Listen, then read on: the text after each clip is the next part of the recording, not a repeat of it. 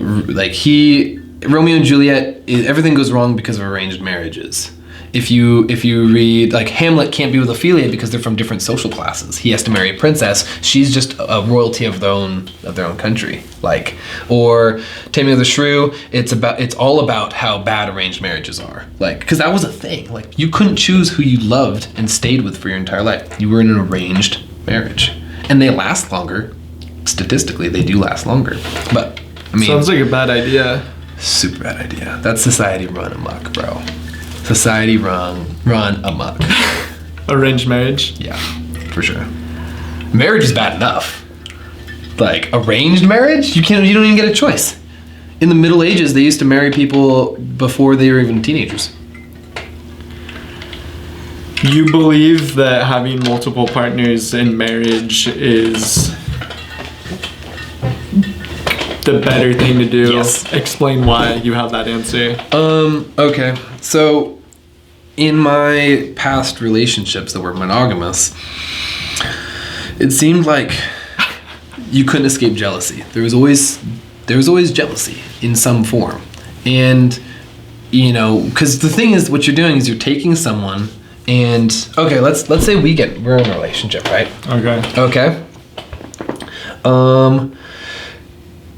You think people are cute, right? Like, you see a girl or a guy or whoever, and you think they're cute, and you kind of think, oh, I kind of want to talk to them. I kind of want to do this with them, right? And that's like, I mean, I walk through a grocery store and I see someone like, oh man, that girl's kind of cute, but she's doing something. I'm not going to talk to her, but I think she's cute, but I enjoy the freedom that I could talk to her if I wanted to, you know?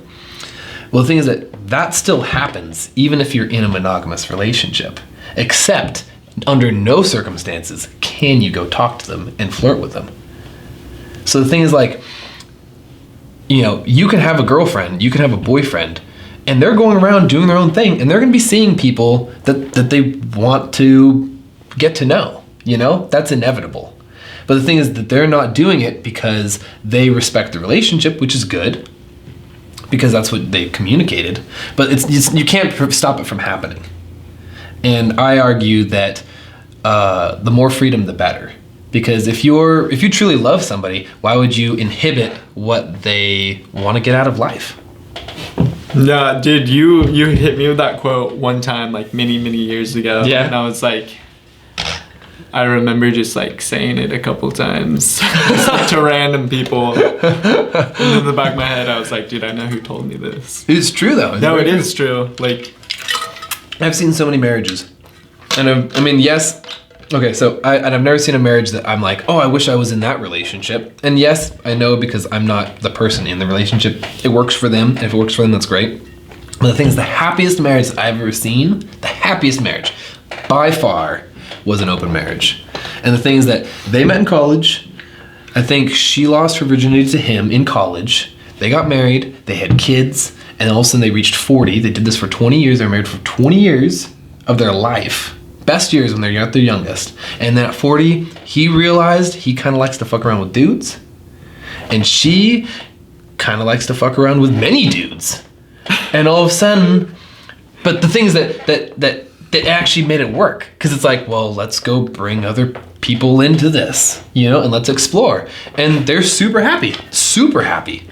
Because they're still living. You know, in a way, when you're single, you're still kind of living because everything's on the table. There's no expectations. There's so many options. You can go through life and just enjoy it and enjoy not knowing necessarily what's going to happen next. Instead of being like, oh shoot, my mortgage is set to pay off in 30 years. I'm in this relationship till I die. She doesn't want to have any more kids. We're only going to have 2 kids. You know, and I can't see anybody else, and we're not having sex. So you're stuck in a house that you don't even own for 30 years with a woman or whoever that doesn't have sex with you.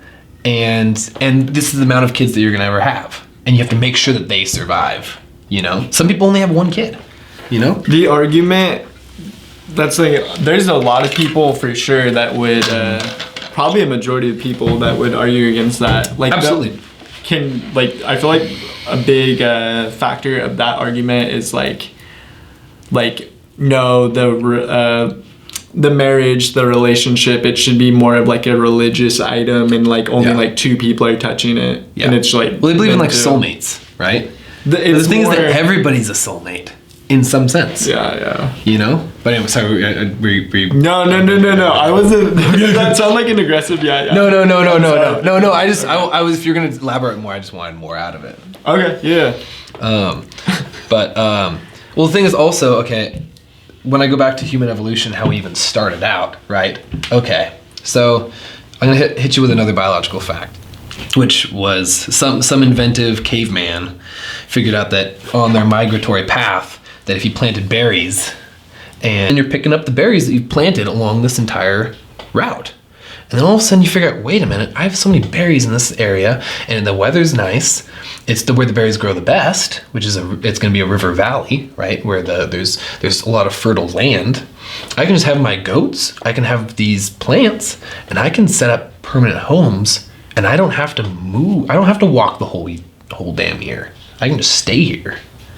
And so then, I can build a permanent house. I don't have to like have a tent.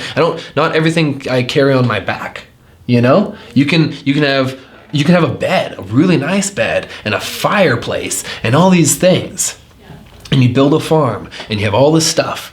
And then all of a sudden it's like, well, shoot, all my friends have gone. They're on their pathway, right? And all of a sudden, you haven't gotten anything and gotten mated with anyone in a while, and they get back, and it's like, well, shoot, like, I want to have kids, and I have all this stuff to give them. Well, how do I make sure that they're my kid? Because I want it to be my kid. Why would I want that guy's kid to be here? No, I want it to be my kid. So you take a woman from her community, you put her in the house, you make sure that she doesn't go around any other guys. Every other man is a threat now, and you're gonna have sex with her, and then you're gonna know that you're gonna have paternal certainty. But you can only have paternal certainty if you make sure that no other guy comes around her without you seeing for more than 30 seconds. And that's toxic masculinity. That's the birth of it.